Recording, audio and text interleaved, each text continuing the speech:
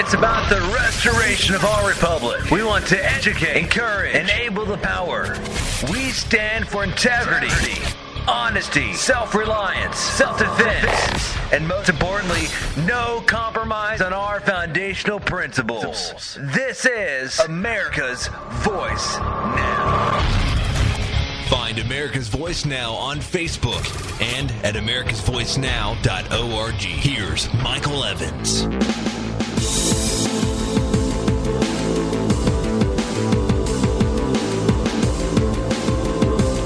Good morning, America. You're listening to America's Voice Now. My name is Michael Evans, and I am your host this morning.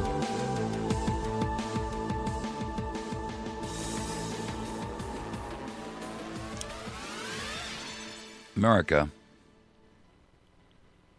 it is time to arise and be counted, to be fearless and fierce, and to be courageous, and to speak out, even when your voice shakes.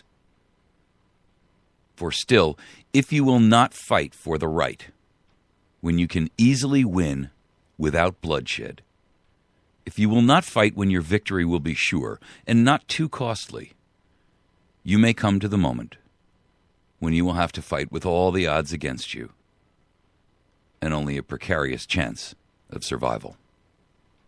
There may even be a worse case. You may have to fight when there is no hope of victory, because it is better to perish than live as slaves. America, I'm opening with that this morning because we're going to talk about the open and blatant treason of the Trans-Pacific Partnership Treaty that is being negotiated on your behalf by a president who has and is guilty of high crimes and misdemeanors. And it is imperative that America begin calling for his impeachment and removal from office, not as an ideological punishment, merely to prevent further damage to our republic. The TPP agreement is open treason, and you're going to see that by the end of this program this morning. Our second topic of impeachment and how that is the answer to the TPP and Obamacare will show us a path to at least remove the danger, cease the activity, cease the threat to our republic. Because in our third topic, we're going to look at exactly how the republic is in exigent danger and under dire threat. And in our fourth topic, we're going to cover the federal whistleblower who admits that quantitative easing and QE 1, 2, 3, 4, and infinity all along were corporate bailouts.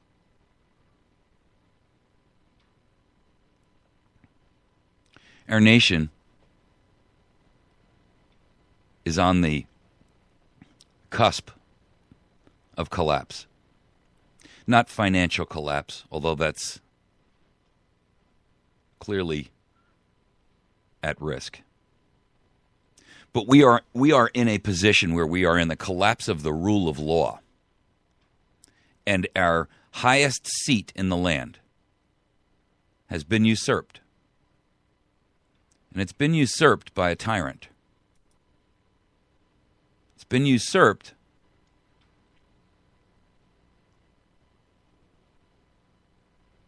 by the President of the United States of America.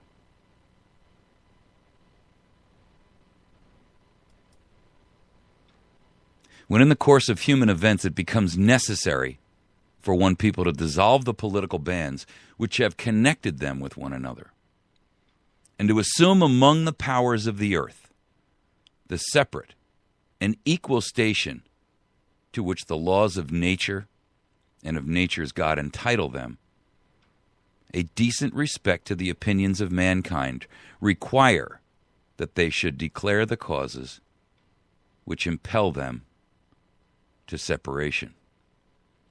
Because we hold these truths to be self-evident, that all men are created equal, and that they are endowed by their Creator with certain unalienable rights, that among these are life, liberty, and the pursuit of happiness. That to secure these rights, governments are instituted among men, deriving their just power from the consent of the governed. And whenever this form of government becomes destructive to these ends, it is the right of the people to alter or to abolish it and to institute new government, laying its foundation on such principles and organizing its powers in such a form as to them shall seem most likely to affect their safety and happiness. Prudence indeed will dictate that governments long established should not be changed for light and transient cause. And accordingly, all experience has shown that mankind is more disposed to suffer while evil is sufferable than to right themselves by abolishing the form to which they are accustomed. But when a long train of abuses and usurpations, pursuing invariably the same object, evinces a design to reduce them under absolute despotism, it is their right, it is their duty to throw off such government and to provide new guards for their future security.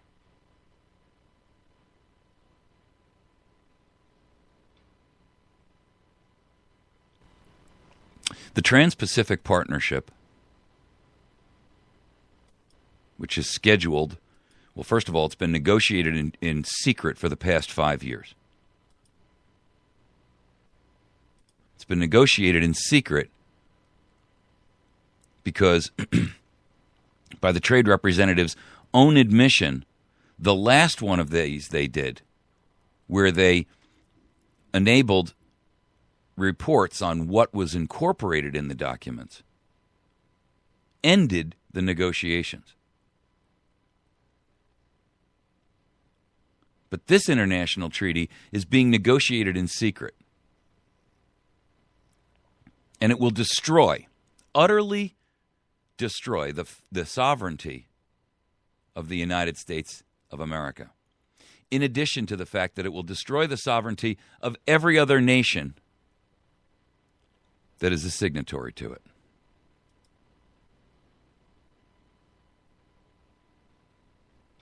This agreement is so dire, it creates an effective United Nations of corporate governance that will supersede individual nations' laws, the sovereignty of those nations. It will make taxpayers liable to pay fines and to pay for these corporations to have parity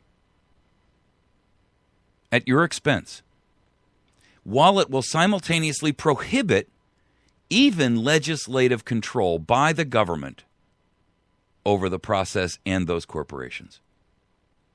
This is, ladies and gentlemen, a new world order with corporations in charge and governments subject to their rule. That is the definition of fascism. A merger of corporation and government interests, with the ultimate end result that the people are subjugated and they become the food of both. Your president, this president, has overseen this process, and he has ensured that it has been negotiated in secret so that you would not find out what was inside of this. Even for 5 years after the negotiations are complete. So not only are the negotiations themselves a secret, but the negotiations are secret for 5 years after they are complete.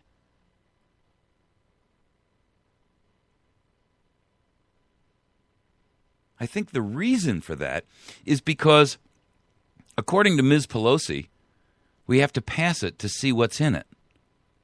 But in this case, they don't even want us to see what's in it after they pass it, even though we're subjected to it. And this is flat out, unvarnished, blatant treason on the part of the executive in power currently today, the trade organization that is negotiating it, and everyone who works for this administration, who is involved. Now, WikiLeaks has disclosed one chapter. I believe there's 26. They got their hands on one, and they have released it. There are 2 that have been released. This one is on intellectual property. And I'm sure that renewed calls will be made to hang the messenger again. First it was WikiLeaks, then it was Snowden, now it's WikiLeaks again. But you see, Obama the traitor, and I use that word with its full legal implication, won't want to answer for this. So expect a lot of misdirection from the Ministry of Propaganda that is his mouthpiece, his megaphone, his blocker, his cover. This plan sells U.S. sovereignty to his multinational cronies. If this House will not take up impeachment soon, the next 3 years underneath the mantle of this usurper will utterly destroy whatever vestige of our nation is left. And ladies and gentlemen, I submit to you that we now see the proof of this man's fundamental transformation.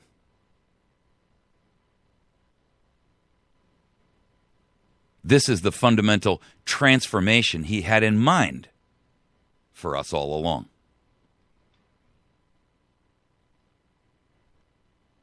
There are a group of articles, and I've posted them up on our Facebook page and on our website. I will incorporate them into the subject or the box in the video stream for this. Because America, it is time for you to awaken.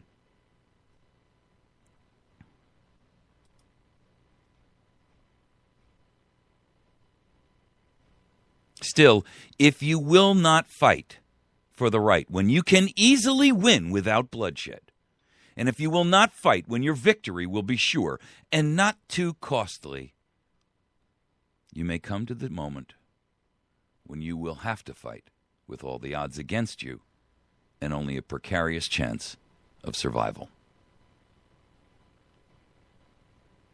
An even worse case, and you may have to fight when there is no hope of victory, because it is better to perish than live as slaves.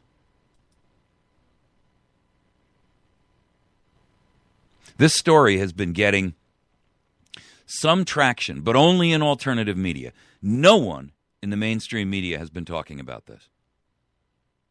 No one. And this treaty does directly threaten global government, all governments, any government that is a member. Congressmen are furious. They're not furious, they are apoplectic that they are being barred from having any discussion with this. Ron Wyden, who sits on the Trade Committee in the Senate. In fact, he is the chairman of the Trade Committee in the Senate. The man has such top secret clearance, ladies and gentlemen, that he knows the nuclear plans for the United States of America. He knows who's got the football, what the program is, what all the plans are for retaliatory strikes. He is fully informed about every aspect His clearance is so high, he has equivalent knowledge to the President of the United States. And he is the chairman of the actual trade committee in the Senate that will be responsible to review and approve this agreement. His committee actually has jurisdictional control and authority over this agreement. And yet he and his staff, his entire staff, and every other member of the Trade Committee in the Senate have been blocked access to even see this document and its 26 chapters of treason.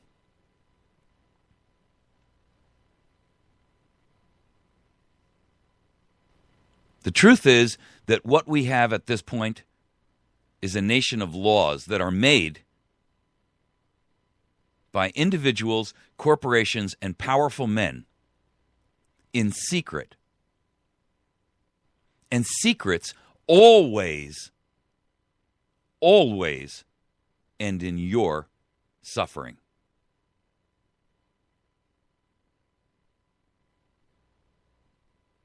These men in Congress, Wyden, Peter DeFazio, back in 2007, he was asking for these documents.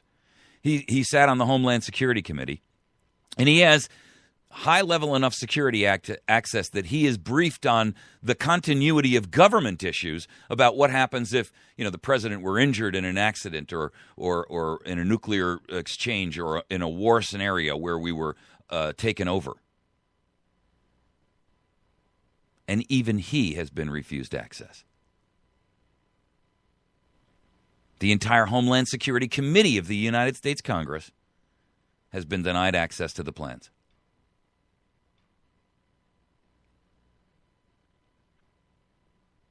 In fact, DeFazio came out and said, the people who think there's a conspiracy in there, or a conspiracy out there, maybe they are right.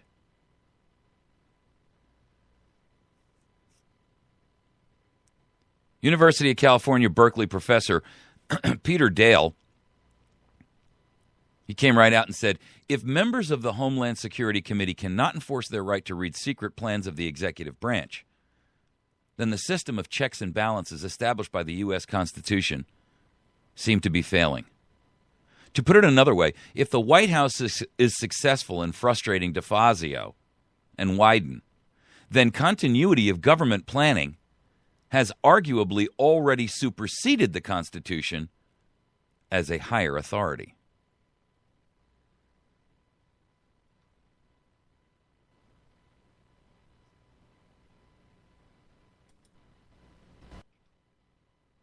The International Business Times has written about this. You have no idea how deep this program and this trade agreement goes. It will export, literally, it will export jobs from the United States in vast quantities. And I'm talking about vast. The goal is the complete and utter destruction of our way of life. It will offshore millions of American jobs. It will free banksters and specifically those too big to fail corporations that, by the way, 0.2% already control 70% of all the wealth in America. It will ban your own country from specifying a policy that says you must buy American first. In other words, if the government is going to source something out, it has to first attempt to buy American. It will decrease access to medicine and put global pharma tyrants in charge of the pricing of all medicine. All medicine. It will flood the United States with products that are unsafe. It will give foreign investors and foreign multinational corporations better treatment than it gives our own national industries and our own United States-based companies. And then, to make matters worse, it will empower corporations to attack our environmental and our health safeguards, and it will do so in an international tribunal that is above the courts of the United States of America. Furthermore, the 3 judges who sit on the panel are not judges, they are lawyers, and there are no conflict of interest rules. Are you beginning to smell the treason? It should be wafting across your nose like the stink of corruption and death. The nations who are negotiating this, to make matters even worse, are the United States. And listen to who these partners in crime are: Australia, Brunei, Canada, Chile, Japan, Mexico, New Zealand, Peru, Singapore, Malaysia, and Vietnam, including China. And here's the worst part. The agreement, once in motion, is open-ended and can be joined by any other nation that so chooses to join and subvert their independent nation-state sovereignty to this multinational trade agreement.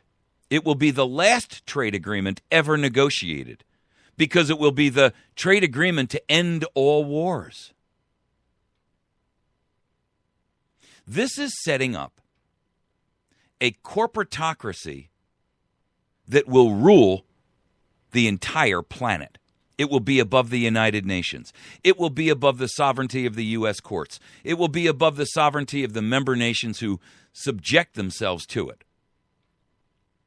Corporations will have an opportunity to sue the United States for our environmental regulations that prohibit them from being able to do business. They will be able to get financial remuneration for that from our Treasury directly.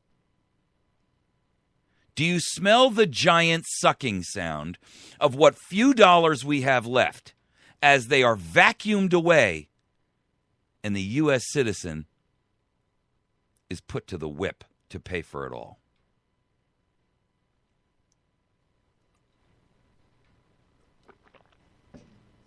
Now, while your U.S. trade representatives have been barred,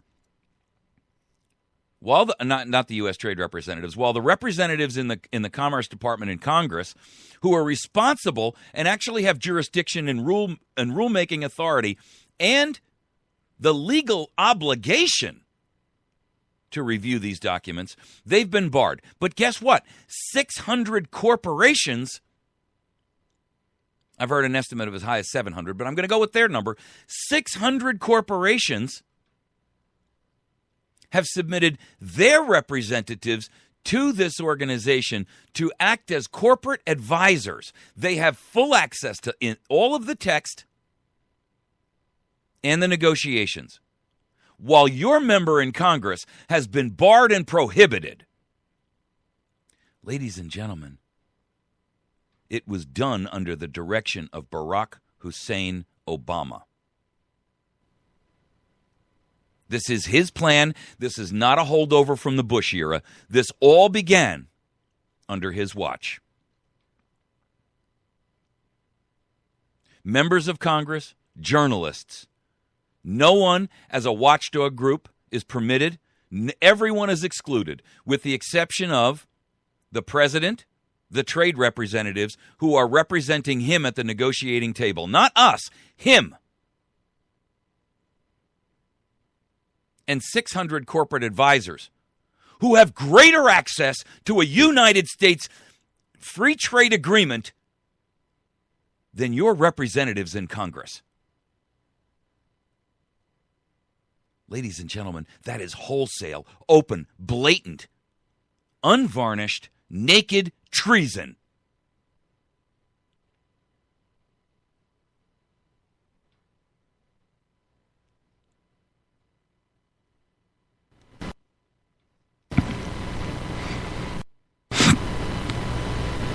I'm going to touch on this next segment, how and in what shape and form, so that you understand what constitutes a high crime, a misdemeanor, and treason. Because at the end of the day, if we do not get this under control immediately, if not sooner, we will find ourselves in a position where our entire nation has been separated from all levels of control on everything that affects you, me, our children, for not generations going forward, forever. You are seeing the development, the growth, the secret maturation of a secret world, global, corporate governance structure being built right before your very eyes. And it will supersede our Constitution. It will supersede the ability of lawmakers to even make laws that would limit it or effectively destroy it. This reminds me of the Monsanto Protection Act, where Congress, for the first time in known history in the United States of America, and perhaps known history of the world, have given a corporation the benefit of being able to say, even when our product has been proven to be detrimental to human life, neither Congress nor the courts can make any law or ruling that would prohibit us from continuing to produce and sell that product to the American public. This is the same thing, but it makes that look like a BB compared to a globe.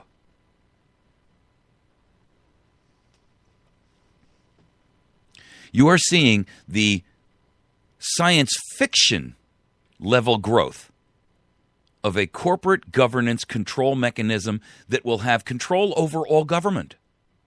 No government will have the right to even make laws that impact it and affect it.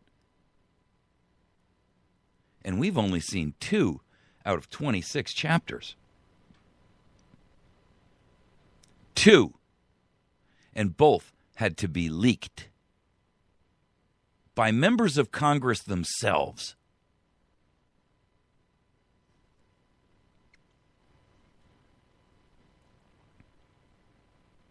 We're going to take a break, but I'm going to tell you something. If you do not share this video or this audio broadcast with 25 people and then force them, based upon your influence with them, not ask them, make them commit that they will share this information with 25 additional people and continue down the road and that path with sharing and sharing and sharing. If you will not make that commitment, you may as well stand in front of your mirror today and declare yourself to be an enemy of freedom and liberty, because your act of omission is now an act of commission. You have guilty knowledge and you are refusing to pass it on. I'm throwing an open challenge. I am throwing the gauntlet down in front of every one of you that is listening to this presentation. I don't care whether you're watching it on video. I don't care whether you're podcasting it. I'm telling you, if you don't share this, you are guilty of the self-same betrayal.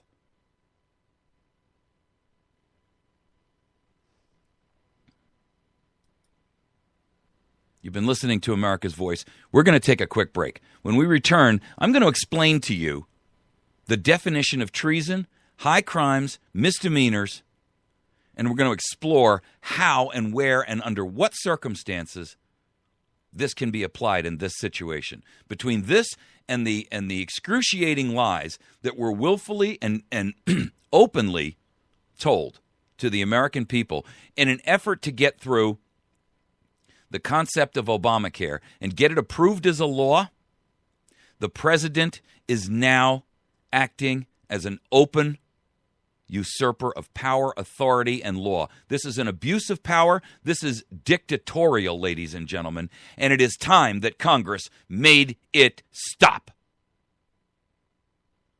We'll be right back. You can find us on the web at americasvoicenow.org. You can find our Facebook page where you can find all of these articles that I'm referring to in this discussion. You can find them at facebook.com/America's Voice Now. And you can find every podcast that we do up on our website and on our YouTube channel in video. You can find them there by going to youtube.com/America's Voice Now. You can download this audio podcast and make sure that everyone that you know gets it.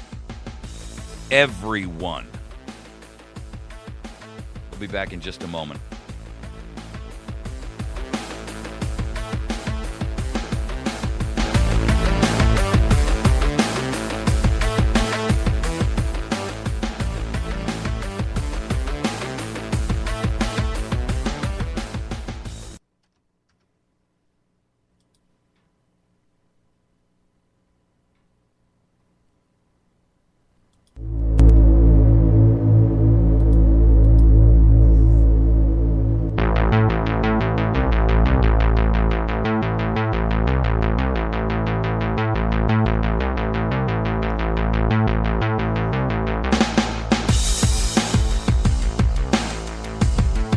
All right.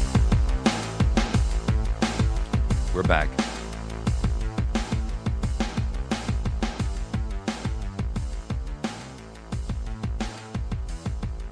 There's a website out there by the name of Naked Capitalism.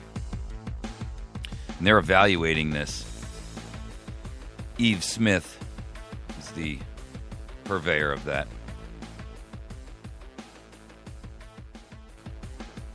And she has a couple of things to say about this, especially this newest WikiLeaks disclosure.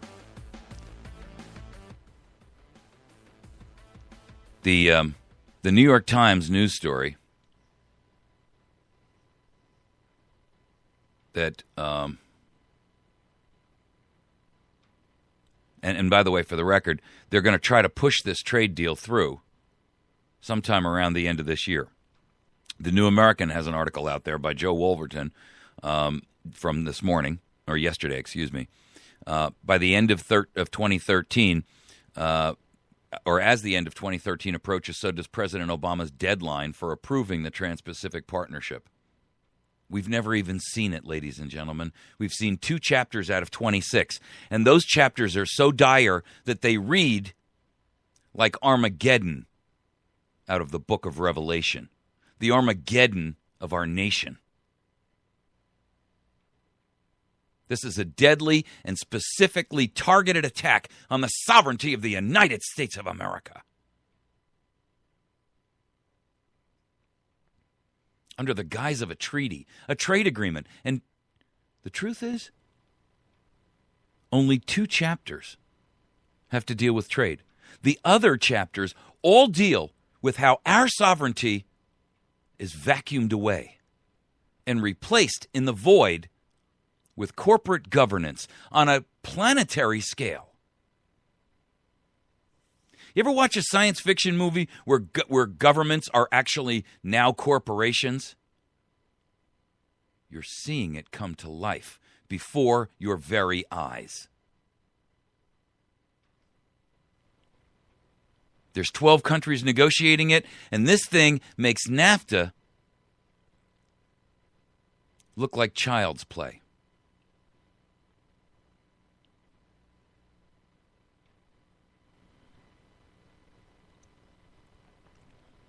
There's an op-ed in the Washington Times by Judson Phillips. And here's a list of some of the principal criticisms. Quote, Barack Obama is asking for fast-track authority for the Trans-Pacific Partnership. How many times have you heard this president say, we need to pass this right now? Only a tyrant would race through legislation that will truly and ultimately and utterly affect every business, every commercial transaction, every industry manufacturing process, and every job and every American and every tax dollar in the United States of America for the next 1,000 years.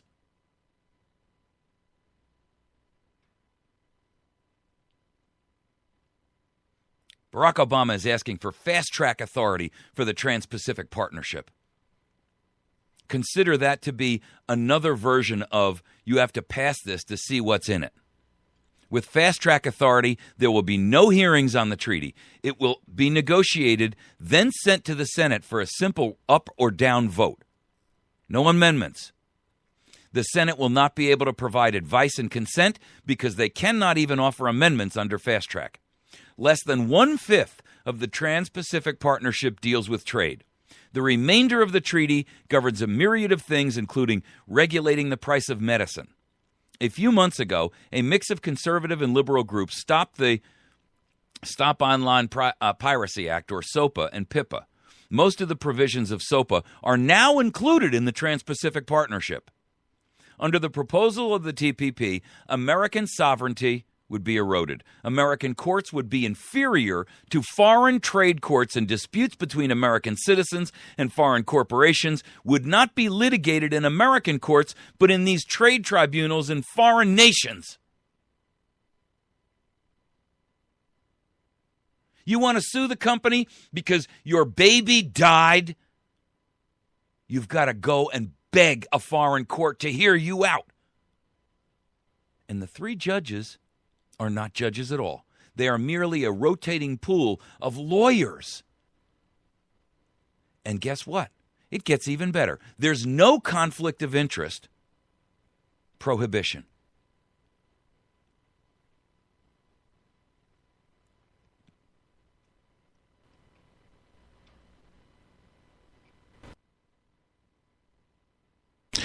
Ladies and gentlemen, this is not an ideological issue. The left is against this. The right is against this. The only people who aren't against this are either the trade representatives themselves, the President of the United States, or those people who are completely ignorant of anything going on around them.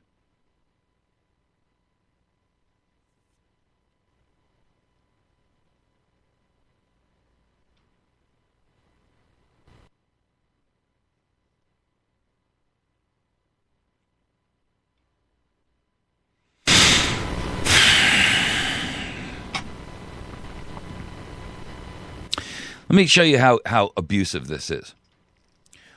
Ron Wyden, the chairman of the Trade Commission, who has authority, who has jurisdictional authority over all trade negotiations, is barred from having access to this document. He actually had to go out and propose a measure in the Senate to pass a law that would force them to be transparent in the process. And in order to block that law from moving forward, they agreed that he could peek at the documents, but his staff was not permitted to look at them. To make matters worse,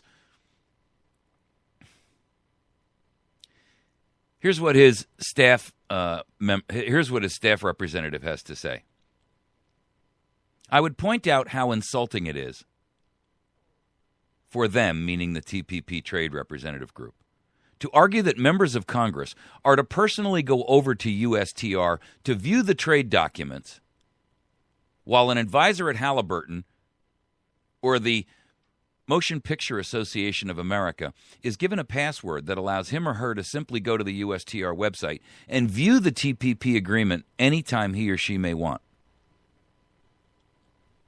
If that doesn't set the tone and the tenor for exactly what's going to happen, where you are going to have the Recording Industry Association of America and the Motion Picture Association of America actually overseeing our national policy.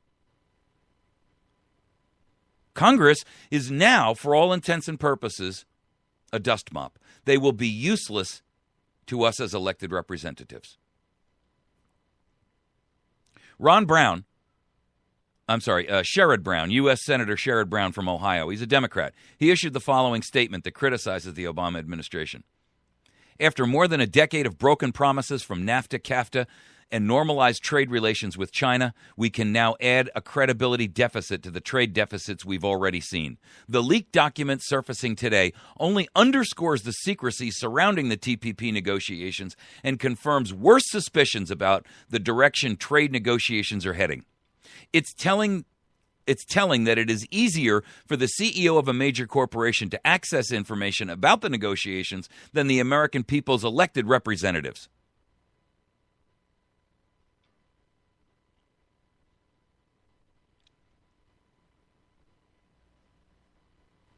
Americans for Limited Government says these new trade agreements will place domestic U.S. firms that do not do business overseas at a competitive disadvantage.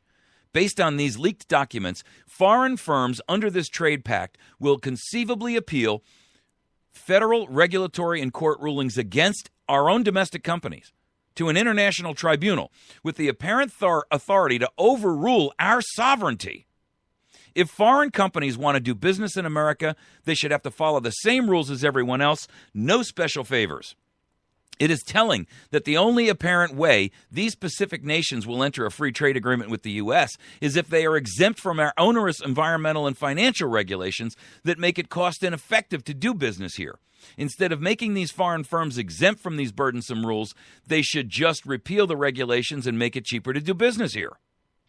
This poses an even wider problem, though. Obama is negotiating a trade pact that would constitute a judicial authority higher than even the U.S. Supreme Court that could overrule federal U.S. court rulings applying to U.S. law to foreign nations and companies. That is unconstitutional. Goes on to say, this tribunal needs to be removed from this agreement, and no foreign company doing business on our soil should have a competitive advantage created by some dumb agreement over American companies. What is Obama thinking? He is placing international organizations above the interests of our own country.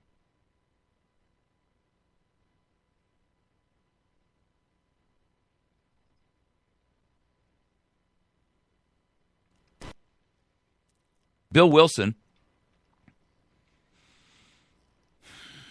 the president of ALG, ALG is Americans for Limited Government. Here's what he had to say about this. These new agreements will place domestic U.S. firms. Oh, I'm sorry. I apologize. That's the wrong quote. I just finished reading you that one. Here's what he had to say about it.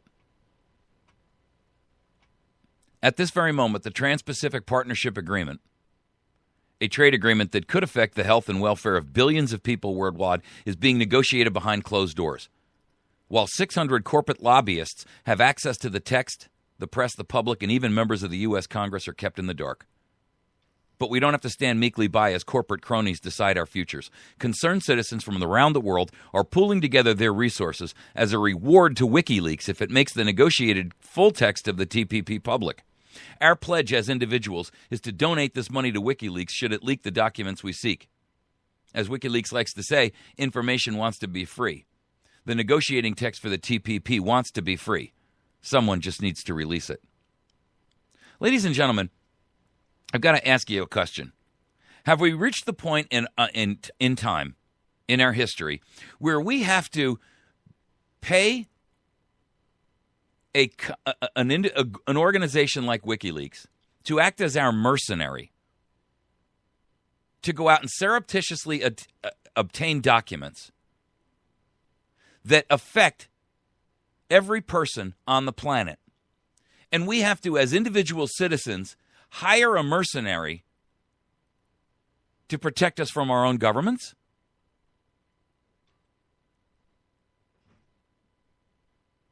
The Electronic Frontier Foundation says this raises, talking about the explanations that have come out of the New York Times, who've come out in favor of this, and they, of course, the New York Times is, they say it's okay to secretly surrender our sovereignty, right? Describing the trade agreement as a trade agreement that could help all our economies and strengthen relations between the United States and several important Asian allies. Ladies and gentlemen, the New York Times has become nothing more than Pravda was during the Soviet Russian domination. Nothing more. It is merely a propaganda tool of the United States government and President Barack Obama. Here's what the Electronic Frontier Foundation, who actually has your best interest at heart, has to say about that. Mayor Sutton, who works there, says, that raises two distressing possibilities. Either in an act of extraordinary subservience, the Times has endorsed an agreement that neither the public nor even its editors have the ability to read. Or, in an act of extraordinary cowardice, it has obtained a copy of the secret text and hasn't fulfilled its duty to the public interest to publish it.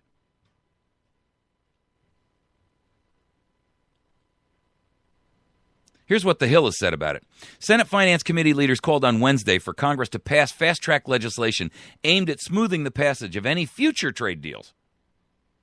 Panel Chairman Max Baucus and Ranking Member Orrin Hatch, Republican from Utah, Baucus is a Democrat from Montana, said during a trade hearing that they are working on crafting Trade Promotion Authority, or TPA legislation, and are expecting the Obama administration to work with them towards gaining its approval in Congress.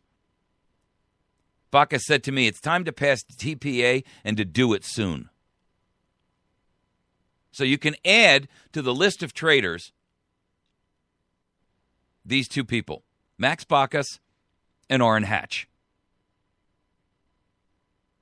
So let's understand and evaluate exactly what constitutes treason. That's what I promised to do during this segment. And we're going to wrap this up with this. Treason is defined as the betrayal of one's own country by waging war against it or by consciously or purposely acting to aid its enemies. Now, I'll even buy that you don't want to go to the word treason. I do, because it would mean that not only could we impeach him and remove him from office for high crimes and misdemeanors, but that he could be punished criminally for his actions. But I'll give you the benefit of the doubt. And we'll try to just use the term high crime and misdemeanor. Let's understand what the term high crime and misdemeanor means. High crime does not mean a big crime. High crime means a crime by those who are in high place. High crime is a crime that has at its core the fact that it's a crime only because it is committed by a person who is in a position of authority where that crime can actually cause damage. It doesn't apply to you because you can't commit a high crime because you're a Joe Six-Pack. Now, you could commit a high crime and a misdemeanor if you're the mayor of the city, because the mayor has authority and he can abuse that authority. And that authority, by its abuse, can incorporate with it damage to others below him. But an individual, an average citizen, cannot be accused of a high crime. They can be accused of a misdemeanor, and they can be accused of a crime, but not a high crime. And a high crime incorporates the following: lying under oath, of course, and the violation of one's oath. So what is exactly an oath? Well, an oath is a commitment and a promise. Right? So let's understand the concepts of that. The president, when he takes office, swears the following oath: I do solemnly swear or affirm that I will faithfully execute the office of President of the United States, and I will, to the best of my ability, preserve, protect, and defend the Constitution of the United States. Now, as a result of that, he is bound by that oath from the moment that it exudes from his lips until the moment that he leaves office. He does not need to be placed under oath in a court of law in order to violate that oath. That oath is already made. It exists in the sphere of the real world. He is bound at this point to tell the truth, to faithfully execute the laws, to preserve, protect, and defend the Constitution. And he is bound by that oath to not break it under perjury or false swearing, false statements, or a lie. That itself is the violation of the oath. Perjury is defined as a false oath. Oath breaking is false to vows.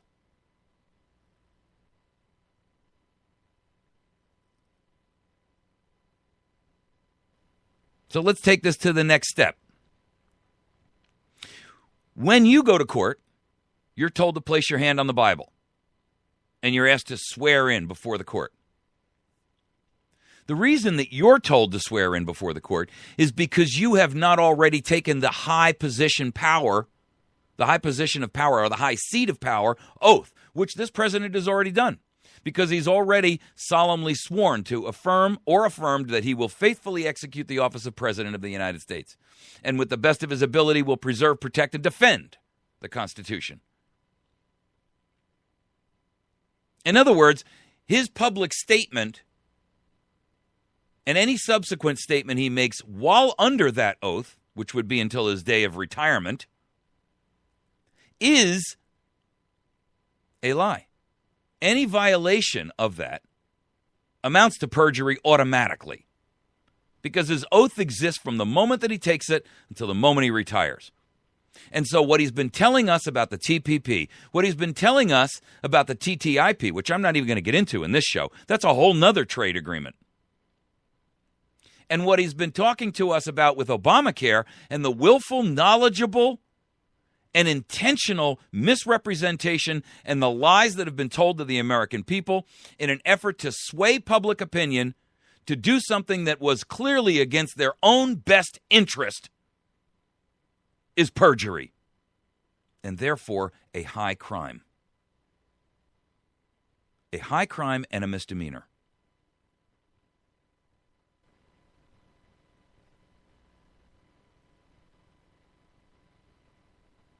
This is an abuse of his authority. He has the authority, and he has misused that authority in an attempt to subvert, in this case, the laws of the United States, the sovereignty of the United States, the sovereignty of our legal system, the judicial system, which is a division of what? The Constitution, and a creation of the Constitution, and to subvert the power and authority delegated to that government by us, we the people, to Congress. He is placing these multinational organizations and their global corporate governance above our court system, above our Congress, above even the president himself.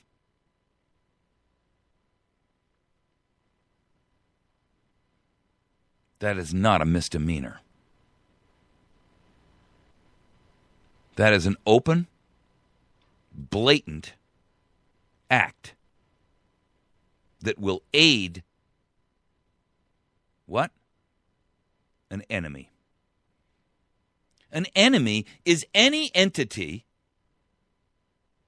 that would usurp and destroy the sovereignty of our nation and our Constitution. They can be called nothing less. Any entity that is granted that authority and that position or that ability and that power by our own president is a party to his treason.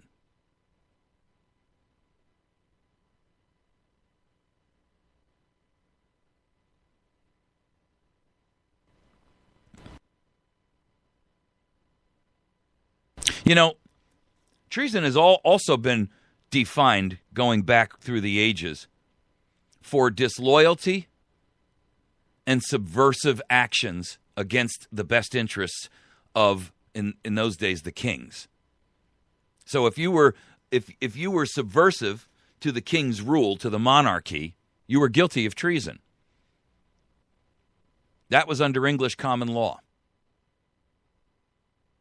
In the 13th century, under English common law, treason basically incorporated or umbrellaed any act that was contrary to the king's will. Now, we've modified that to say any act that is contrary to the rule of law of the Constitution, that being, if you will, in effect, our rule of law as a nation.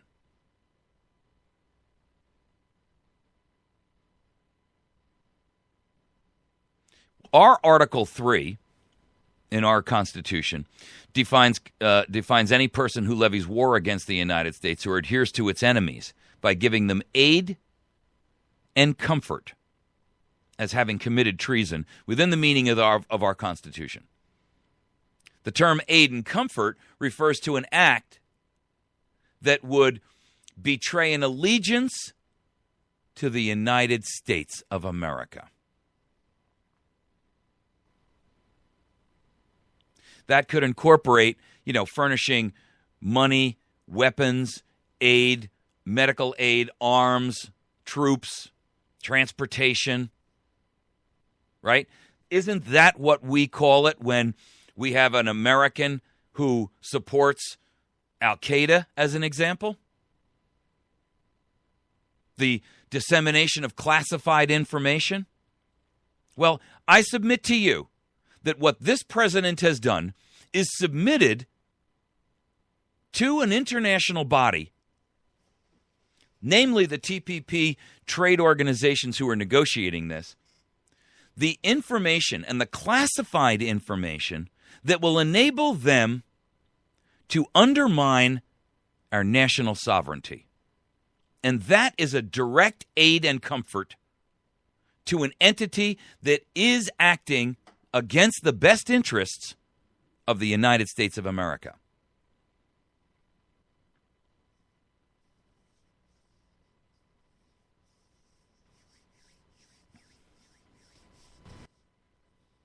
The truth of the matter is, every American, and again, I'm throwing the gauntlet down to you, every American and everyone who hears this has an obligation to get their sphere of influence, whether that's one person or 1,000 or 1 million, to immediately begin to apply every ounce of pressure that we can against this House, the House of Representatives, where all impeachment processes begin, to go through the steps and begin to draw the articles of impeachment to get this president's activity ceased. We must force this entity to cease and desist from its behavior. Behavior that will utterly destroy what we call the United States of America.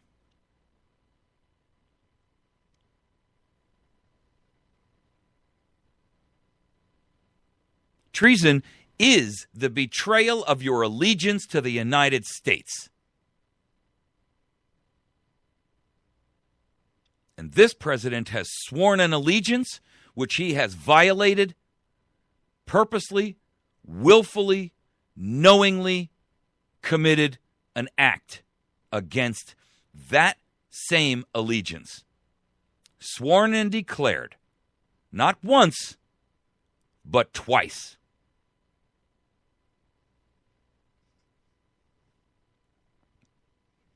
Any action less than impeachment, followed by criminal charges for treason,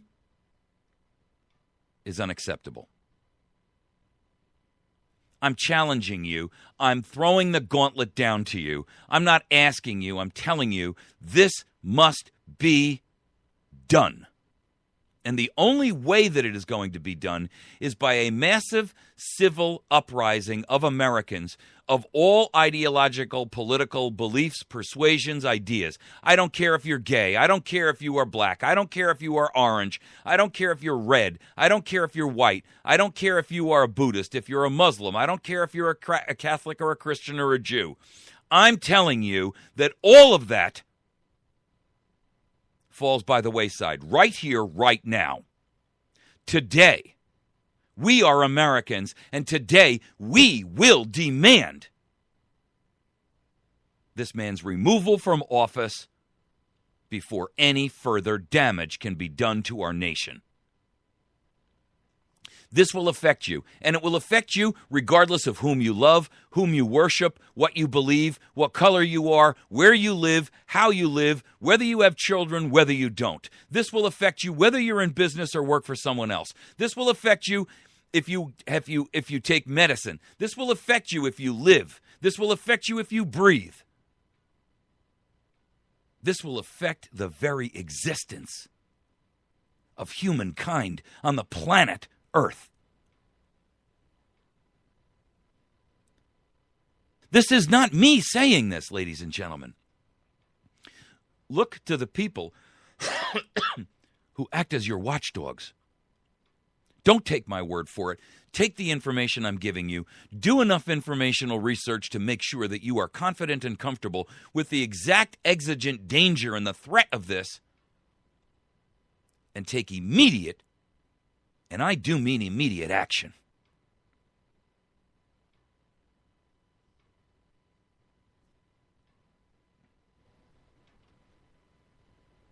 You're listening to America's Voice Now. We're going to take a break. When we come back, we're going to talk about how the Republic is under threat, not just from this, but from a host of other areas as well. When I tell you what's going on with ENDA, people are saying, what the heck is ENDA? When I tell you what's going on with the destruction of our environment for the benefit of Obama's green power push and his goal of utilizing ethanol, I'm telling you, ladies and gentlemen, the evidence is piling up in mountains.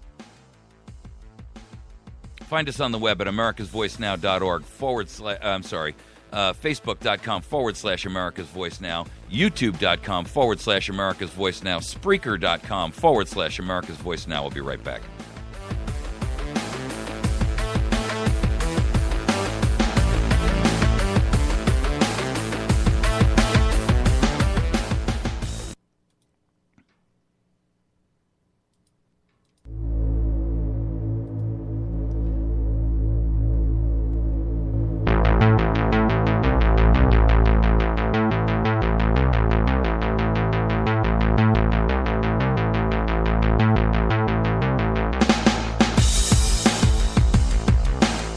All right, we're back.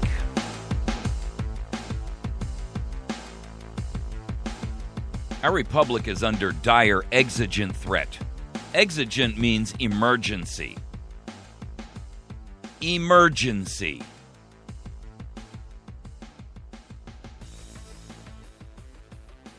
Why is it an emergency? Because we are collapsing under a totalitarianistic fascism that is being implemented by this administration. The walls are being built around you as you speak. This isn't something that's happening slowly. It's moving at an incredibly freight train pace. I'm going to give you some short cover pieces on exactly what some of that looks like. ENDA. Have you ever even heard of ENDA? I don't even know what ENDA is, say most Americans. In fact, 99.5% of Americans have never even heard the word ENDA. It's the Employment Non-Discrimination Act. And it's being called one of the most dangerous and discriminatory pieces of legislation in modern times. It's already passed the Senate, with a vote of 64-32, almost directly down party lines. 10 Republicans joined. They're traitors, yes. ENDA is also said to ultimately outlaw the Judeo-Christian sexual concepts and ethics. Here's what Enda says. Well, first of all, the supporters say that it will insulate those who choose to engage in same-sex conduct. It supposedly will also protect those who are said to suffer from gender identity crisis and against employment intolerance. The truth of the matter is, it will codify the very thing that purports to combat workplace discrimination. Gay activists want to eliminate religious exemptions and force violation of their faith and the acceptance of the LGBT community. And they're admitting it. The article here is from theexaminer.com, and the title of this article is "The Truth Comes Out," that gays admit Enda is a ploy to outlaw Christian morality. WorldNet Daily just put an article out about this as well. Michelangelo Signorilli wrote in an article at the Huffington Post, he says, Enda's religious exemption is clearly from the Stone Age and isn't something we should settle for anymore. What that means is, is that Signorilli is against any religious exemptions. None. So even if you are the Catholic Church, you must hire LGBT. Makes no difference. WorldNet Daily says that if LGBT activists get their way, Christians would be forced under penalty of law to abandon their viewpoints on biblical and traditional values on human sexuality. Now look, this would force churches, mosques, synagogues, religious schools, Bible bookstores, any kind of an entity that does business in America with 15 or more employees to hire and otherwise not serve to offend in any way, shape, or form those who openly flaunt their sexual preferences and their self-destructive sexual behavior. Now, look, I don't even want to get into this from a religious perspective. I don't even care. All I'm telling you is this. This is political correctness run amok for a very significant minority of the American population. I don't care who you sleep with. I don't care what you do in your own bed. I don't care who you love. I don't care who you don't love.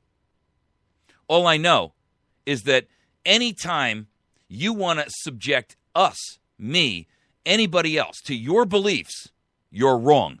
Period. End of argument. End of discussion. Everyone has an opportunity, and if you have built a corporation and a business and a company, and you've put your blood, sweat, and tears and life and equity and savings and your own time, and you've sacrificed everything to build that, no one has a right to tell you that you must hire someone else who may be destructive to that business. Period. No caveat, no disclaimer, period. No one is entitled to the fruit of your labor. No one is entitled to anything. This concept that everyone is entitled to everyone else's everything is the old adage like, what's yours is mine and what's mine is mine. And frankly, I've had it. And so would most of America if they even knew that this was existing. That's that topic. I'm going to touch... Listen, there are so many of them. The Associated Press has an article out about how the dirty, secret cost of Obama's green power push. Ethanol is destroying our environment. They are forcing, because the acreage for land that has to be used to grow corn, which, by the way, benefits guess who? Because 80% of all corn is genetically modified. So it benefits the agri-tyrants who are actually working for your active demise.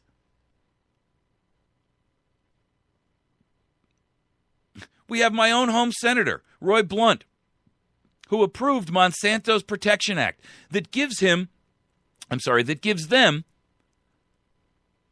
complete and utter total immunity and impunity from not only the courts, but from Congress even being able to regulate the product that has been empirically proven to be dangerous to human health. Who is a congressman to submit a bill and get it passed because he's been bribed, that exempts a corporation from producing a product that exempts a corporation that produces a product that is dangerous to human life and gets an exemption for it from the courts and Congress itself? I hark you back to the first two segments. Ladies and gentlemen, that is treason.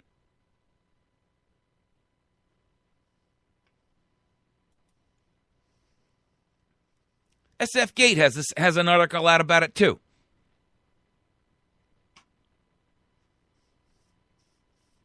They are pumping literally hundreds of millions of acres into cornfields.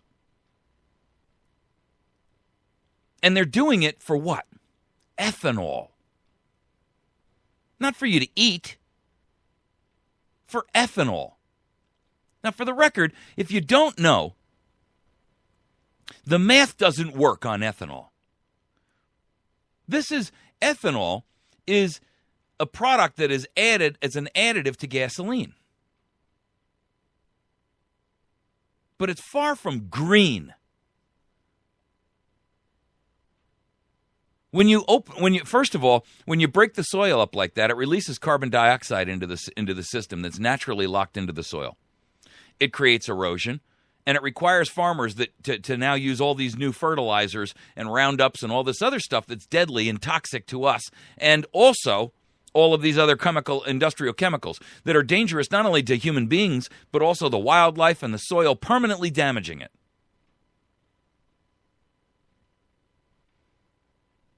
Scientists are actually warning us that America's corn for ethanol policy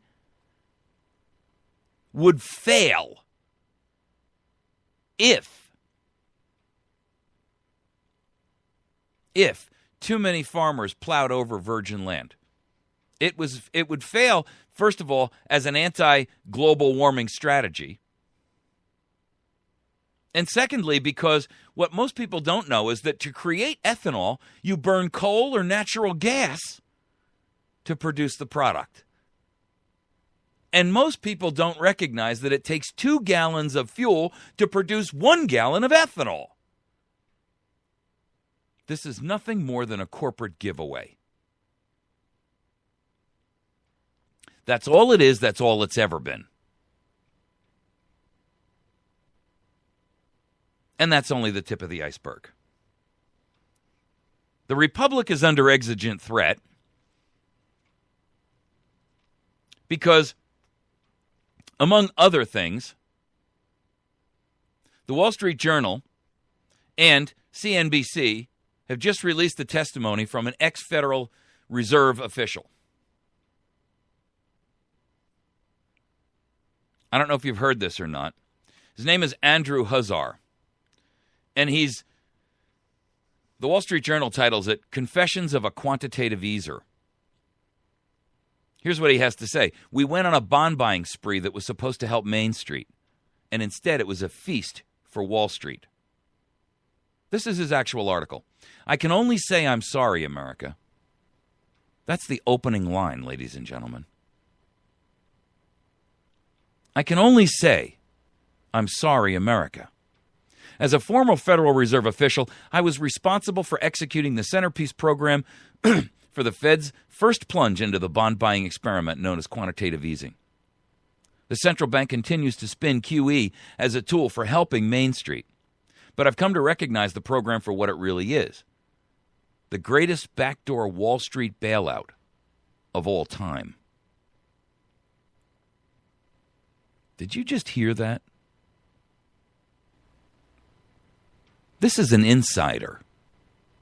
The guy who was actually responsible for the design, implementation, and execution of the program. His life isn't probably worth a plug nickel going forward. You know, he's a young fella by the look of him, and I'll wager he has a heart attack before 2016. 5 years ago this month, on Black Friday, the Fed launched an unprecedented shopping spree.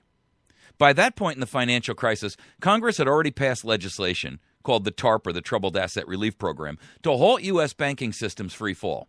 Beyond Wall Street, though, the economic pain was still soaring. In the last 3 months of 2008 alone, almost 2 million Americans lost their jobs. The Fed said it wanted to help through a new program of massive bond purchases. There were secondary goals, but Chairman Ben Bernanke made clear that the Fed's central motivation was to, quote, affect credit conditions for households and businesses, end quote. To drive down the cost of credit so that more Americans hurting from the tanking economy could use it to weather the downturn. In other words, to borrow money. For this reason, he originally called the initiative credit easing. My part of the story began a few months later, after having been at the Fed for 7 years. Until early 2008, I was working on Wall Street. In spring of 2009, when I got an unexpected phone call. Would I come back to work on the Fed's trading floor? The job? Managing what was the heart of the QE quantitative easing bond buying spree. A wild attempt to buy $1.25 trillion in mortgage bonds within a 12-month period. Incredibly, the Fed was calling to ask if I wanted to quarterback the largest economic stimulus in U.S. history. This was a dream job, but I hesitated. And it wasn't just nervousness about taking on such a responsibility. I had left the Fed out of frustration, having witnessed the institution deferring more and more to Wall Street.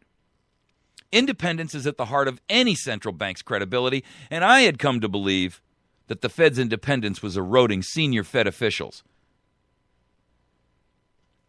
That the Fed's independence was eroding, Senior Fed officials, though, were publicly acknowledging mistakes, and several of those officials emphasized to me how committed they were to a major Wall Street revamp. I could also see that they desperately needed reinforcements. I took a leap of faith. In its almost 100-year history, the Fed has never bought one mortgage bond. Not one. Now my program was buying so many each day through active, unscripted trading that we constantly risked driving bond prices to new highs and crashing global confidence in key financial markets. We worked feverishly to preserve the impression that the Fed knew exactly what it was doing.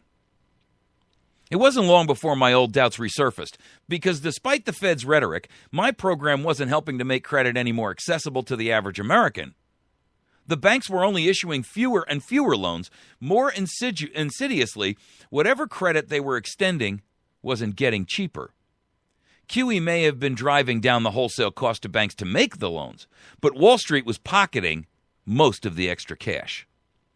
From the trenches, several other Fed managers also began voicing the concern that QE, quantitative easing, wasn't working as planned. And our warnings fell on deaf ears. In the past, Fed leaders, even if they ultimately erred, would have worried obsessively about the cost versus the benefit of any major initiative like this. Now the only obsession seemed to be with the newest survey of financial market expectations, or the latest in-person feedback from Wall Street's leading bankers and hedge fund managers. Sorry, U.S. taxpayer. Trading for the first round of QE ended on March 31st, 2010. The final results confirmed that while there had been only trivial relief from Main Street, the U.S. central bank's bond purchasing had been at an absolute coup for Wall Street. The banks didn't just benefit from the lower cost of making loans, they enjoyed huge capital gains on the rising value of the securities that they were holding, and fat commissions from brokering most of the Fed's QE transactions. Wall Street had experienced its most profitable year ever in 2009, and 2010 was starting off in much the same way. Pause in the story. 2009, ladies and gentlemen, was when most of America was watching their businesses evaporate and go up in smoke. One, because profitability was gone, and two, because they couldn't borrow the money to keep those business doors open. And literally tens of millions of Americans lost their jobs. Back to the story. You'd think the Fed would have finally stopped to question the wisdom of QE. But think again. Only a few months later, after a 14% drop in the U.S. stock market and renewed weakening in the banking sector, the Fed announced a new round of bond buying, QE2. Germany's finance minister, Wolfgang Schäuble, immediately called the decision, quote, clueless. That was when I realized the Fed had lost any remaining ability to think independently from Wall Street. Demoralized, I returned to the private sector. Where are we today? The Fed keeps buying roughly 85 billion bonds per month, chronically delaying so much as a minor QE taper. Over 5 years, its bond purchases have come to more than $4 trillion. Amazingly, in a supposedly free market nation, quantitative easing has become the largest financial market intervention by any government in world history. And the impact? Even by the Fed's sunniest calculations, aggressive QE purchasing over 5 years has generated only a few percentage points of U.S. growth. By contrast, experts outside the Fed, such as Mohammed El-Erian at PIMCO investment firm, suggest that the Fed may have created and spent over $4 trillion for a total return of as little as 0.25% of GDP. A quarter of a percent. A mere 40 billion bump in U.S. economic output that cost us $4 trillion. Both of those estimates indicate that QE isn't really working. Unless you're Wall Street. Having racked up hundreds of billions of dollars in opaque Fed subsidies, U.S. banks have seen their collective stock prices triple since March of 29. The biggest ones have only become more of a cartel. Today, 0.2% of these banks now control more than 70% of all U.S. bank assets. 0.2% of these banks control more than 70% of all U.S. bank assets. That's not the 1%ers, folks. That's the 0.2%ers. That's 2 out of 1,000. Not 2 out of 100. As for the rest of America, good luck, because QE was relentlessly pumping money into the financial markets during the 5-year period. It killed the urgency for Washington to confront the real crisis, that of a structurally unsound U.S. economy. Yes, those financial markets have rallied spectacularly, breathing much-needed life back into the 401ks. But for how long? Experts like Larry Fink at BlackRock Investment Group are suggesting that conditions are again, quote, bubble-like. Meanwhile, the country remains overly dependent on Wall Street to drive their economic growth. Even when acknowledging QE's shortcomings, Chairman Bernanke argues that some action by the Fed is better than none at all, a position that his likely successor, Fed Vice Chairman Janet Yellen, also embraces. The implication is that the Fed is dutifully compensating for the rest of Washington's dysfunction. But the Fed is at the center of that dysfunction. Case in point, it has allowed quantitative easing to become Wall Street's new too big to fail policy.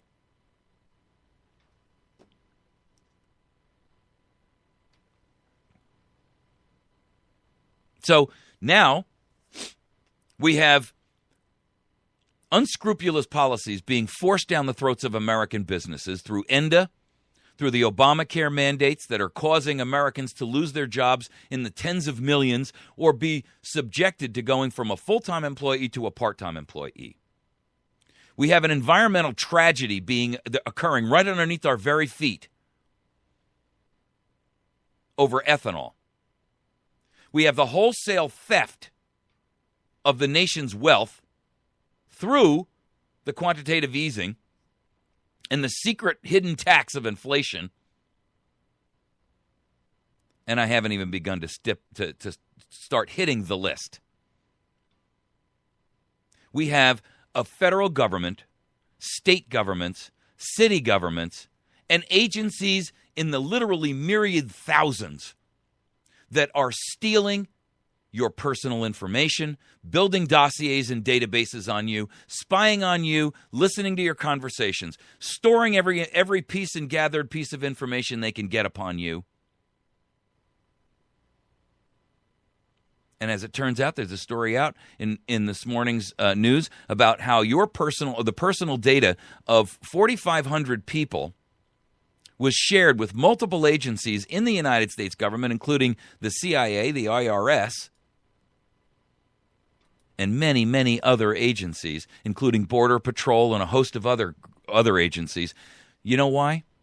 Because these 4,904 people bought a book on how to pass a lie detector test.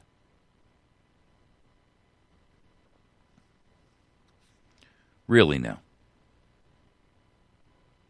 We're down to secretly investigating 4,904 people, the vast majority of whom don't even have any contact with the federal government in any way, shape, or form, because they bought a book about how to pass a lie detector test? 30 federal agencies were given these people's data, and it incorporated their names, their addresses, their social security numbers, their jobs, their professions, and they're under investigation for buying a book? Excuse me. Is this 1984? Perhaps Fahrenheit 451. Maybe it's Animal Farm. Maybe it's just the decline of the United States of America into abject, utter fascism. We have an EPA that is going out there and willfully destroying the energy industry in the United States of America for the fantasy unicorn farts of alternative energy like solar and wind, which, granted, can provide and produce some limited capabilities and some limited amount of our energy needs, but is nowhere near the ability to provide Americans' energy needs.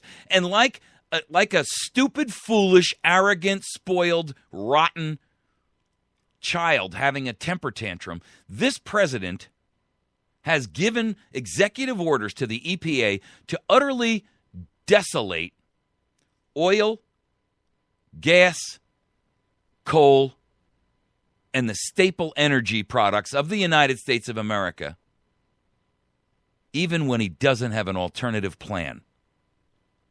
He's like the rich kid who loses his job and says, I don't have another job and I don't really care.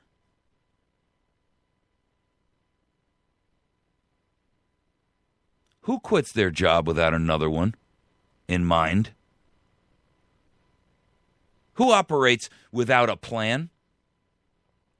Ladies and gentlemen, what we have is a government that is operating like a child having a temper tantrum, a hissy fit. The IRS has become the weapon of mass destruction to be utilized as an enemy to the people themselves. The enforcer of a thugocracy run by a usurper who's not even an American citizen, has violated our laws, has fraudulently manufactured a birth certificate, which, go and look at the evidence yourself. Don't take my word for it. I guarantee you that it was done with Photoshop, because I watched how it was done. I saw the evidence. I saw the evidence that Congress was shown in a secret hearing. You've got a Congress who knows that the president is a usurper and not a U.S. citizen, not even qualified to sit in the seat of president, and yet they are part and parcel participating in the wholesale betrayal and sellout and treason and desolation of our nation.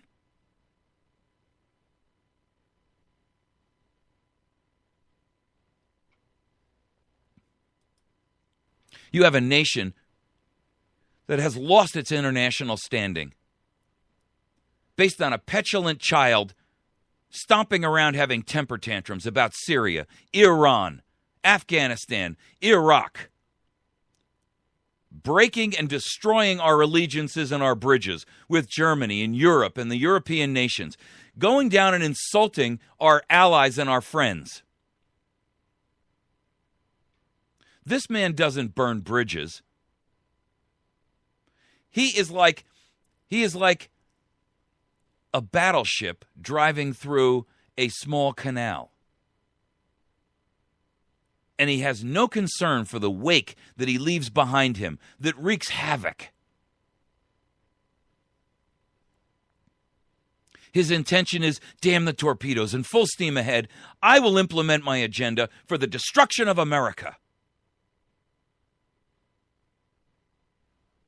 And it's time we put a stop to it. And if Congress won't do it, then it's up to us. Whenever any form of government becomes destructive of these ends, it is the right of the people to alter and abolish it and to institute new government. When a long train of abuses and usurpations pursuing invariably the same object of despotism evinces a design to reduce them under absolute despotism, it is their right and their duty to throw off such government and to provide new guards for their future security.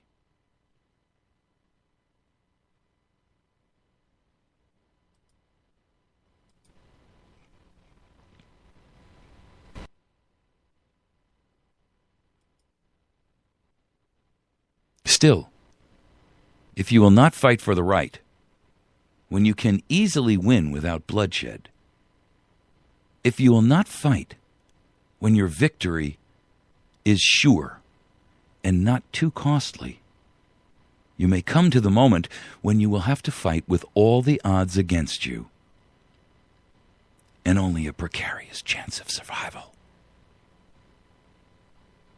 There may even be a worse case. You may have to fight when there is no hope of victory, because it is better to perish than to live as a slave.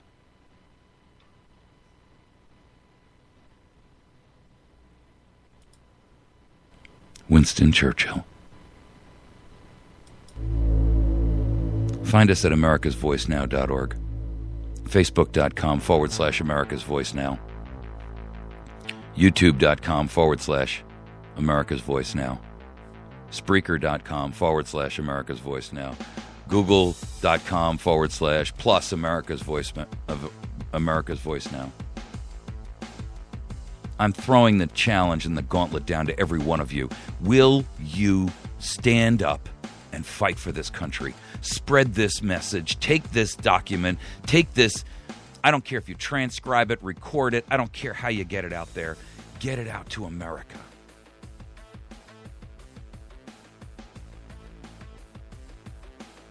It's danger close, folks. Danger close.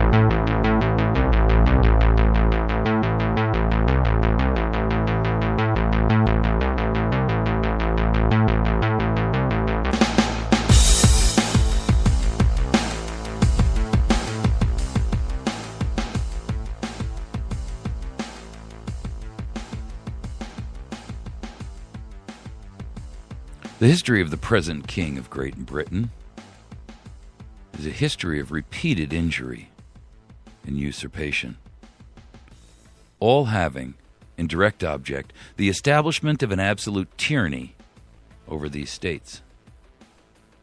To prove this, let facts be submitted to a candid world.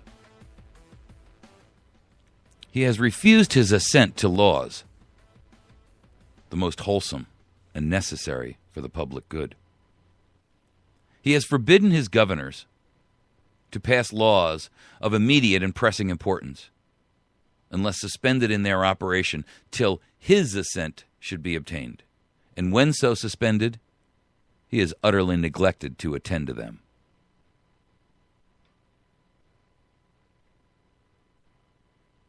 He has refused to pass other laws for the accommodation of large districts of people, unless those people would relinquish the right to representation in the legislature, a right inestimable to them and formidable to tyrants only.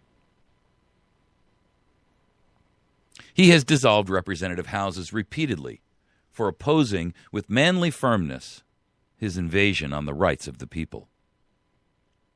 He has refused for a long time after such dissolution to cause others to be elected, whereby the legislative powers, incapable of annihilation, have returned to the people at large for their exercise, the state remaining in the meantime exposed to all the dangers of invasion from without and convulsions within. He has endeavored to prevent the population of these states, for that purpose obstructing the laws of naturalization of foreigners, refusing to pass others to encourage their migrations hither, and raising the conditions of new appropriations of lands. How much of this sounds almost word for word where we are? He has obstructed the administration of justice by refusing his assent to laws for establishing judiciary power. He has made judges dependent on his will alone for the tenure of their offices and the amount in payment of their salary. He has erected a multitude of new offices and sent hither swarms of officers to harass our people and eat out their substance. He has kept among us, in times of peace, standing armies without the consent of our legislatures.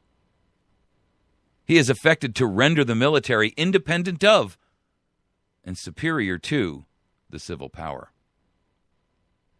He has combined with others to subject us to a jurisdiction foreign to our Constitution and unacknowledged by our laws, giving his assent to their acts of pretended legislation.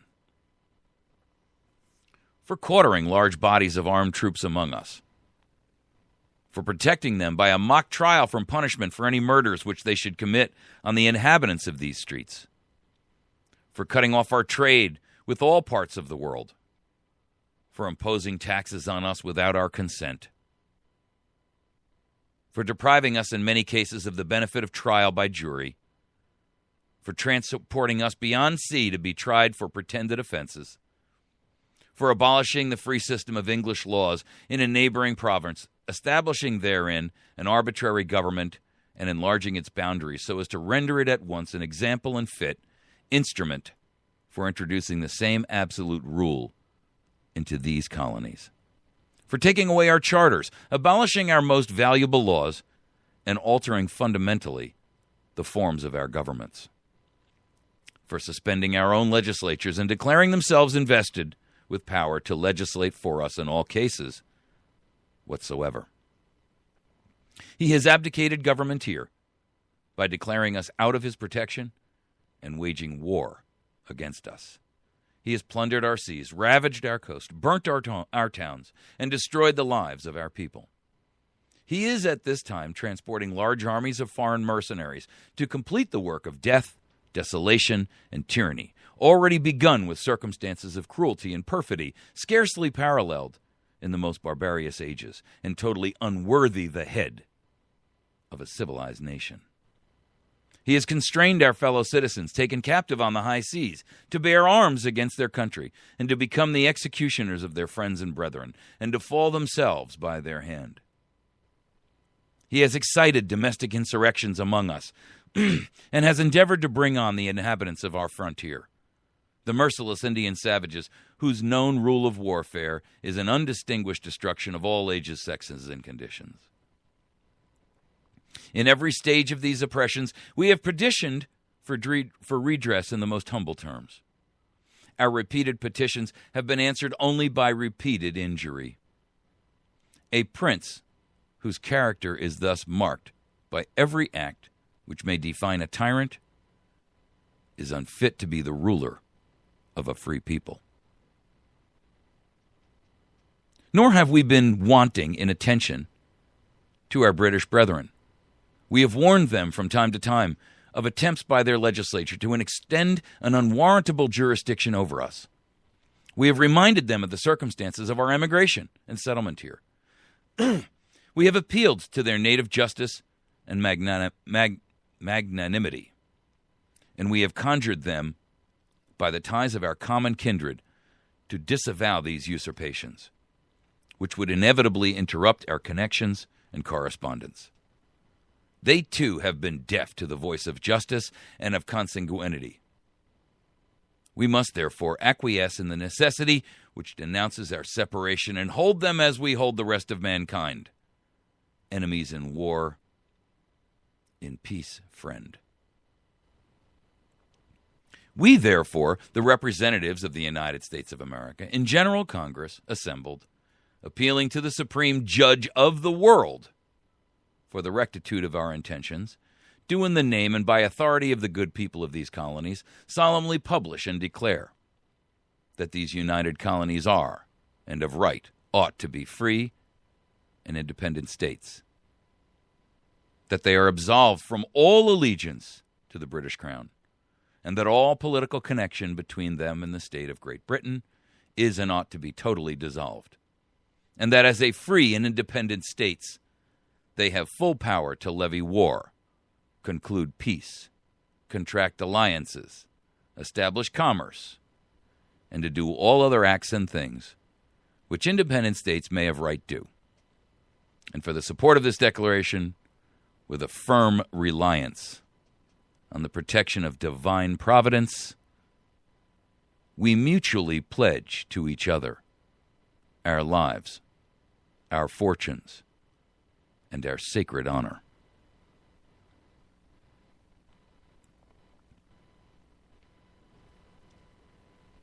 He has refused his assent to law, the most wholesome and necessary for the public good. He has forbidden his governors to pass laws of immediate and pressing importance, unless suspended in their operation till his assent should be obtained. He has refused to pass other laws for the accommodation of large districts. He has called together legislative bodies.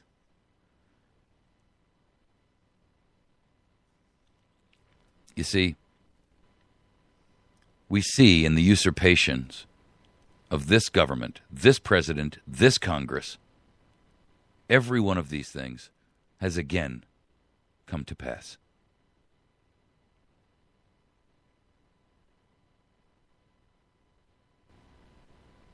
He has obstructed the administration of justice by refusing his assent, his agreement, to laws for establishing judiciary power.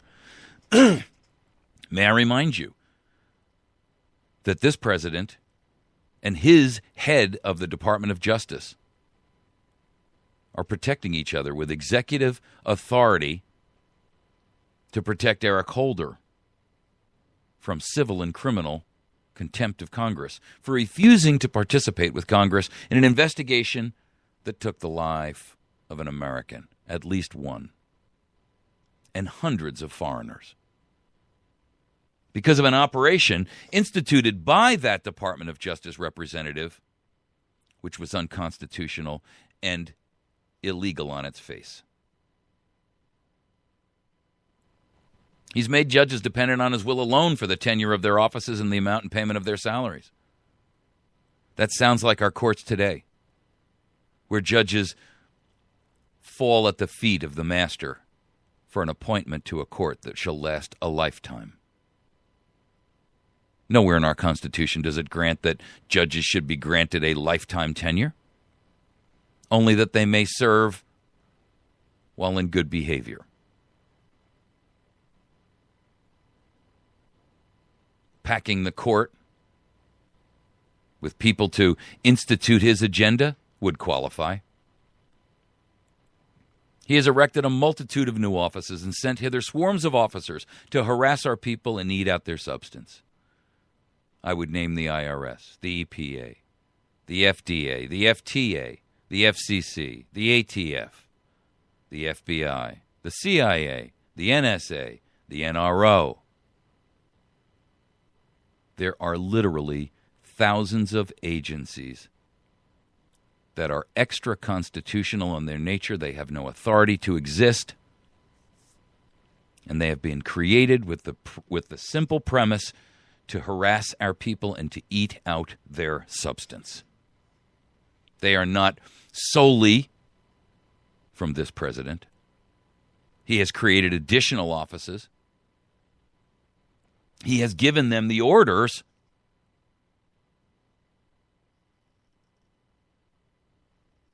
But he is not responsible for all of their creation. He is keeping among us, in times of peace, a standing army without the consent of this nation. I submit to you the Department of Homeland Security and the private army that they're building. The literally billions of rounds of ammunition that they have purchased. They have no war-making mission. They have no international jurisdiction. So he has built an army based upon his own promise, as well-funded as our military. And it is a domestic army of oppression.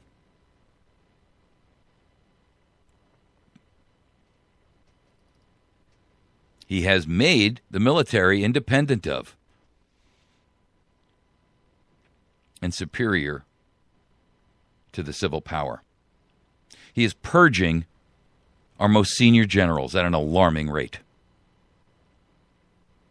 At latest count, the estimates are somewhere around 200 have been purged because they have not shown him the appropriate loyalty. The oath that your soldier takes today is not an oath to the Constitution, but an oath to the Commander-in-Chief.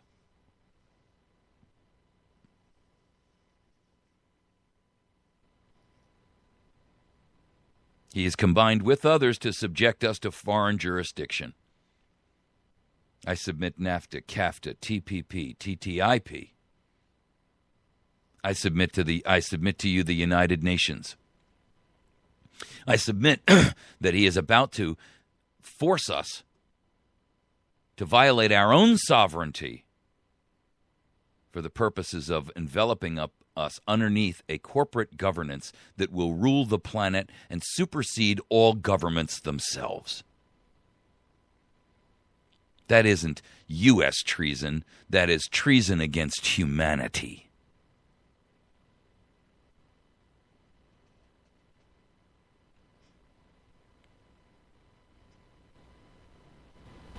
He gives assent to their acts of pretended legislation. Pretended legislation. He is quartering large bodies of armed troops among us. Your militarized local police forces, Department of Homeland Security, the USDA, the Post Office, the FCC. What do these people need armies for? Why do they need SWAT teams? Why is a USDA or a food inspector authorized to carry a machine gun?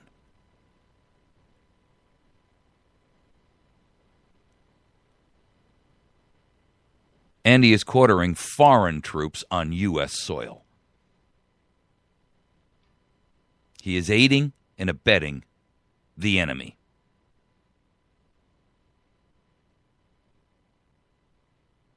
He does protect them from punishment.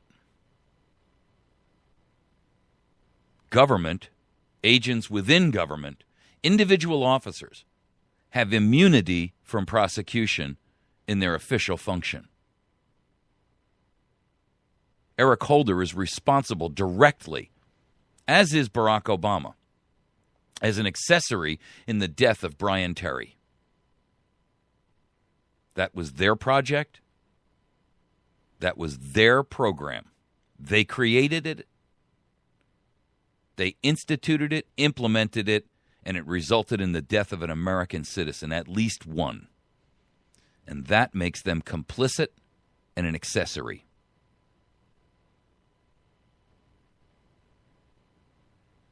He is cutting off trade with all parts of the world because he's destroying the bridges which we have so carefully built over the last 235 years.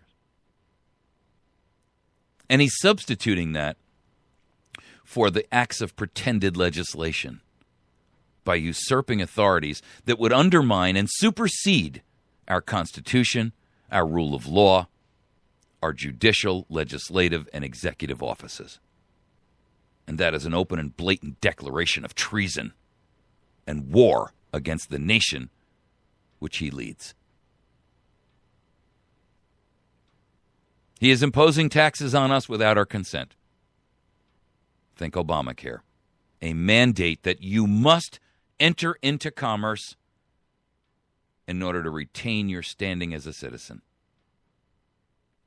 And that a law created to force you to comply with that mandate forces you to give up your Fourth Amendment right against unreasonable search and seizure without probable cause, because the information that you submit can and will be, according to their own statement, used for investigatory, audits, and prosecution. So you have one modern law forcing you to violate your Fourth Amendment, which is precedent to even the Magna Carta itself.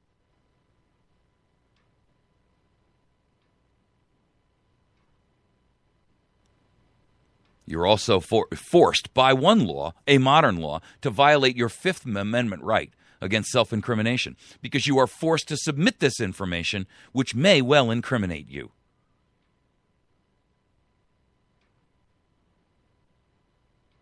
That is treason.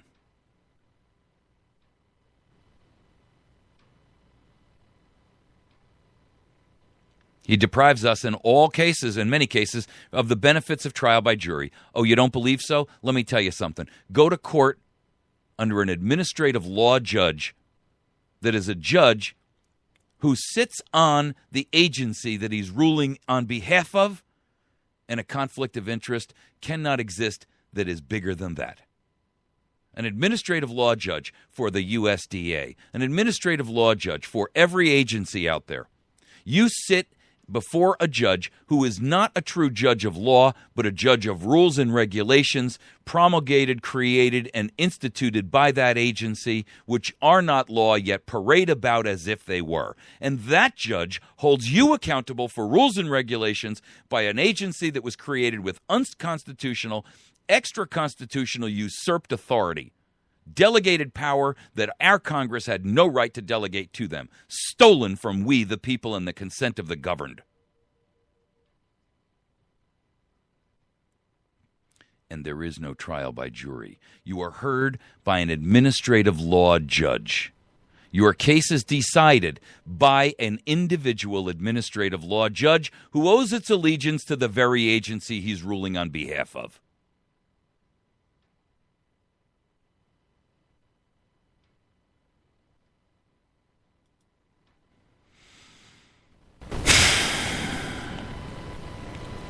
He takes away our charters and abolishes our most valuable laws and alters fundamentally the forms of our government.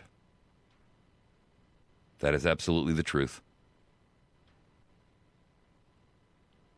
We are abolishing our most valuable laws. Your right to free speech, your right to worship as you choose, your right to free speech and your ability to redress your grievances with your government. Your ability to bear and possess and own arms, to protect yourself exactly from tyrants like this.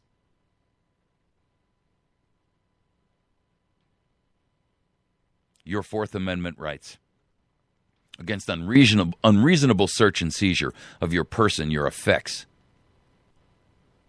and your home without probable cause. This tracking device is monitored every day. Where is the probable cause? Where is it? Is the probable cause because of the fact that we breathe and fog a mirror?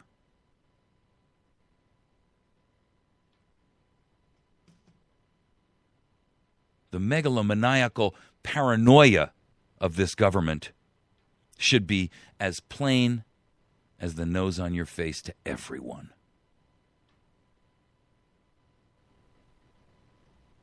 And he is waging war against his own people. The NSA, the NRO, the ATF, the EPA, the FDA, the USDA, the FCC. Look around you.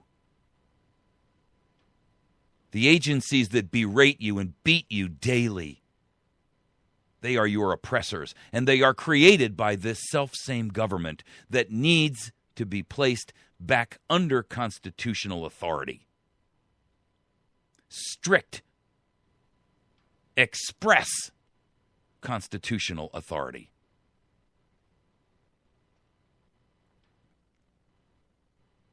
He is transporting large armies of foreign mercenaries to complete the work of death, desolation, and tyranny. Don't believe me? Go check how many of our foreign military bases are housing foreign military individuals.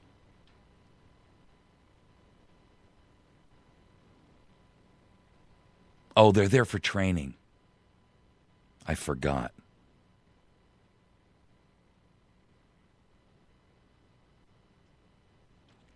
The truth of the matter is, ladies and gentlemen,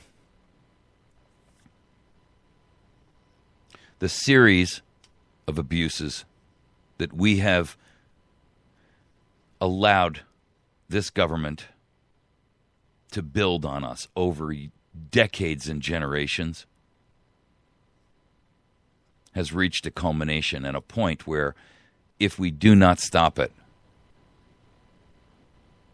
we will fall victim to it.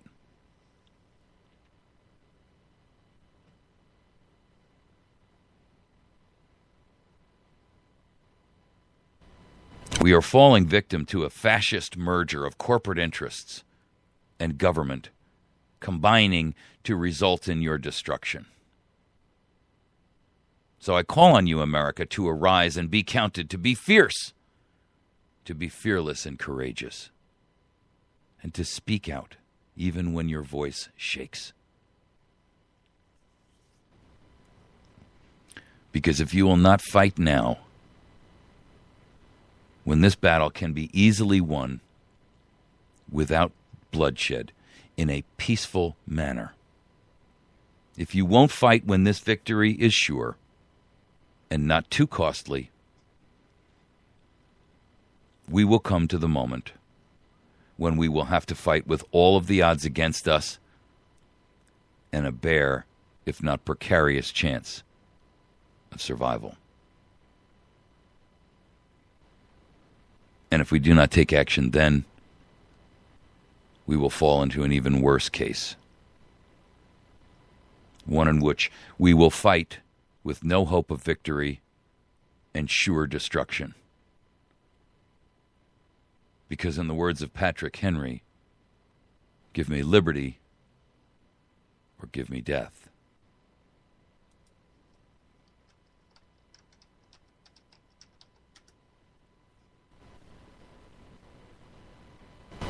The truth is,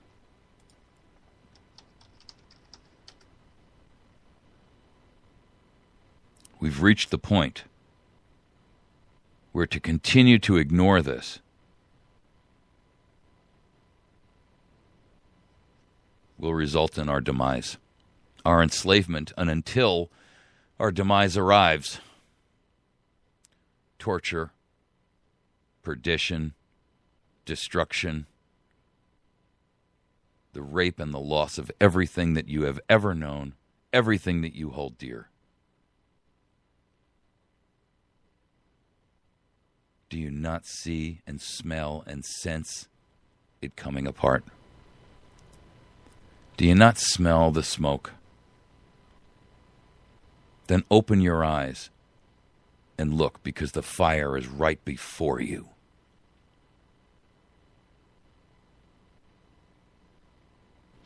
Can't you feel that heat on your skin?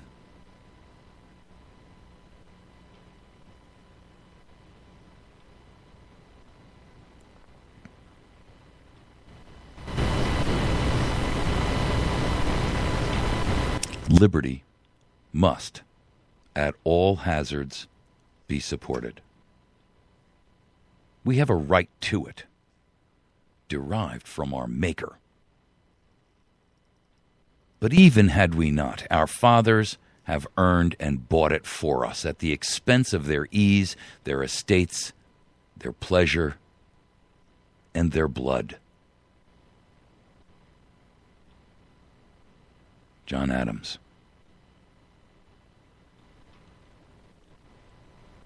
Listen again. Liberty must, at all hazards, be supported. We have a right to it, derived from our Maker. But even if we had not, our fathers have earned and bought it for us at the expense of their ease, their estates, their pleasures, and their blood.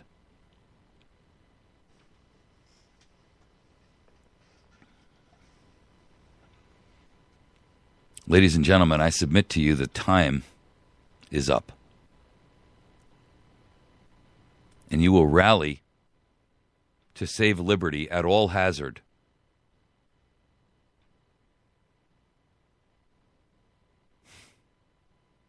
Or you will go into that dark night a slave. You're listening to America's Voice Now. I'm asking you to take this episode, whether you catch it in the full audio file or burn it onto a DVD, email it to a friend, download it, send it over to someone, sit around a table with 5 friends and listen to it and openly discuss it and talk about the pros and the cons. I don't even care if you agree with me. Open the topics in the line of discussion. Share this with your church, your friends at school. Have an open discussion about this. Please. I don't care about it. I don't even care if you don't give me credit. I don't care. Take my name out of it. Play this. Listen to it. Educate yourself. Find the information. Read about it.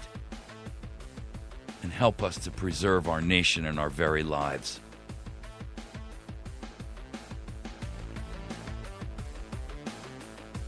God bless you. I'll see you tomorrow.